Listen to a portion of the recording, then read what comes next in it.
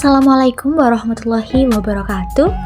Hai, terima kasih sudah klik video ini dan mari kita belajar fisika secara menyenangkan. Kali ini kita akan belajar mengenai tekanan hidrostatis.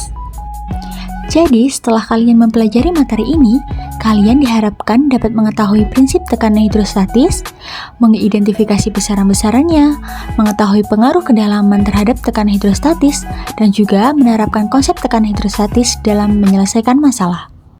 Sekarang, coba perhatikan fenomena berikut. Apa yang kalian lihat? Yap, betul, seseorang yang sedang menyelam. Apakah kalian pernah menyelam? Atau setidaknya kalian pernah berenang di kolam renang? Dan ketika itu, apakah pernah telinga kalian merasa sakit? Hal tersebut terjadi karena adanya tekanan yang diberikan oleh zat cair. Fenomena lain yang tak kalah menarik ada pada gambar berikut. Apa kalian tahu ini gambar apa? Yap, betul, ini adalah gambar bendungan. Tahukah kamu kenapa semakin ke bawah bendungan dibangun semakin tebal? Jadi, kira-kira apa ya hubungannya dengan tekanan? Mari kita pelajari bersama. Tapi tunggu dulu. Coba kalian jawab beberapa pertanyaan berikut ya. Apa yang kamu ketahui tentang tekanan hidrostatis? Besaran apa saja yang ada di dalam tekanan hidrostatis? Dan bagaimana hubungan dari besaran-besaran tersebut? Oke, agar lebih paham, mari kita melakukan praktikum dengan PET simulation.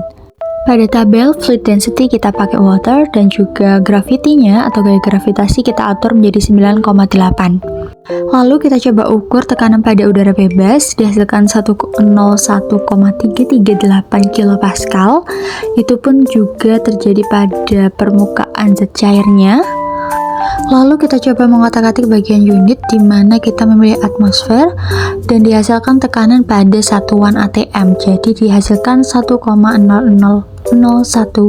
ATM. Lalu kita mencoba untuk meng-off-kan atmosfer di mana dihasilkan tekanan yang terjadi pada udara luar itu sebesar 0 ATM. Namun kali ini saya meng-on-kan atmosfer dan kemudian saya mengaktifkan rule atau penggaris. Hal ini digunakan untuk mengukur berapa tekanan pada ketinggian tertentu. Dan kemudian saya mencoba untuk mengukur dari tekanan luar yang ada di udara bebas, yaitu sebesar 0,9998 ATM.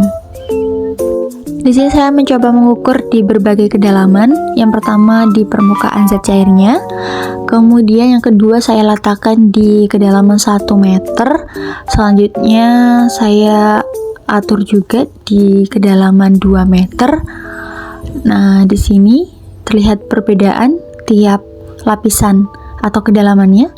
Nah, yang terakhir saya letakkan di kedalaman 3 meter. Dapat dilihat bahwa perbedaan kedalaman juga mempengaruhi besarnya tekanan hidrostatis yang dialami, di mana semakin besar nilai kedalaman, semakin besar pula nilai tekanan hidrostatisnya. Dari hasil simulasi ini, mari kita coba memasukkannya ke dalam tabel hasil penelitian. Nah, ini selanjutnya kita akan mencoba untuk menganalisis hubungan tekanan dan kedalaman berdasarkan hasil simulasi yang kita lakukan tadi. Nah, di sini saya mencoba memasukkan ke dalam tabel dan hati-hati teman-teman, di sini kedalaman diukur dari permukaan zat cair. Jadi untuk membaca tabel untuk kedalaman 0 meter dihasilkan tekanan sebesar 101,556 kilopascal. Dan begitu pula untuk membaca data-data berikutnya. Di sini dapat dilihat bahwa semakin dalam suatu titik, maka tekanan yang dialami juga semakin besar. Agar lebih jelas dan mudah memahaminya, saya menyajikan satu grafik untuk menjelaskan bagaimana hubungan antara tekanan dan juga kedalaman. Jadi dapat dilihat pada grafik ya, semakin dalam suatu benda atau titik, maka akan mengalami tekanan hidrostatis yang semakin besar. Ini dapat dilihat pada grafik yang berbanding lurus. Oke, sekarang kita masuk ke konsep tekanan hidrostatis. Jadi, tekanan hidrostatis ini merupakan dua kata, yaitu hidro, air, statis artinya diam, dan biasanya dilambangkan dengan pH. Dan memiliki definisi, yaitu tekanan dalam zat cair yang disebabkan oleh berat zat cair itu sendiri. Untuk mencari besar dari tekanan hidrostatis, kita hanya perlu mengkalikan antara massa jenisnya dengan percepatan gravitasinya dan juga dengan kedalaman cairan tersebut. Dan dirumuskan dengan P sama dengan Rho G H. Yuk kita uji sejauh mana pemahaman kita dari materi dan simulasi yang kita lakukan. Dari kedua gambar, ikan manakah yang mengalami tekanan hidrostatis paling besar menurut teman-teman? Jawabannya adalah P. Mengapa demikian? Karena hal ini sesuai dengan konsep dari tekanan hidrostatis, yaitu P sama dengan Rho G H. Di sini yang diketahui hanya kedalaman, maka H-nya. Nah, dilihat dari hubungannya, yaitu tekanan itu berbanding lurus dengan kedalaman. Jadi semakin besar nilai kedalaman, maka semakin besar pula nilai tekanannya. Nah, dari situ kita lihat kedalaman dari 5 dan 10 itu lebih besar 10 meter. Jadi dapat disimpulkan bahwa yang paling besar tekanan hidrostatisnya adalah yang bagian B. Mari kita masuk ke contoh soal. Jika massa jenis air 1000 kg per meter kubik dan percepatan gravitasinya 10 N per kilogram, tekanan hidrostatis yang diterima ikan adalah... Jadi kita tuliskan dulu yang ditanyakan adalah tekanan hidrostatisnya. Nah, kita coba untuk perhatikan gambar ya. Dari permukaan ke dasar itu sebesar 140 cm dan dari ikan ke dasar itu 60 cm.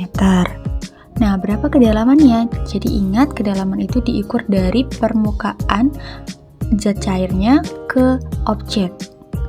Sehingga kita tuliskan untuk kedalamannya adalah 140 cm dikurangi 60 cm. Dihasilkan 80 cm dan dikonversi menjadi 0,8 meter. Untuk penyelesaian, kita menggunakan rumus pH atau tekanan hidrostatis sama dengan Rho G H. Rho bernilai 1000, G bernilai 10, dan H atau kedalaman bernilai 0,8. Dikalikan menghasilkan 8000 N per M kuadrat untuk nilai tekanan hidrostatisnya. Berikut beberapa soal yang bisa kalian kerjakan sebagai latihan. Sekian video dari saya, semoga bermanfaat. Bye-bye.